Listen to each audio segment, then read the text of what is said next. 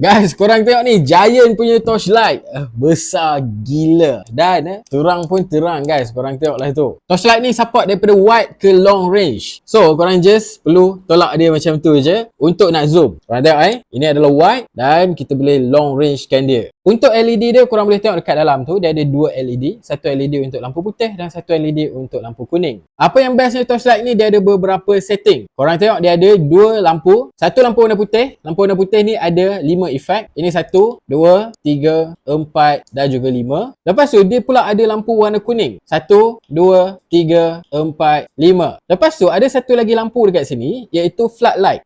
So korang boleh buka floodlight dekat sini untuk korang pergi camping dan sebagainya. Dia juga ada floodlight yang rendah sikit, lampu warna merah dan juga lampu warna biru merah, lampu polis guys. Lepas tu dia ada battery indicator dia dekat bahagian sini. Dan kalau korang nak charge masuk, dia pakai Type C. Kalau korang nak charge keluar pun boleh, dia ada USB Type A.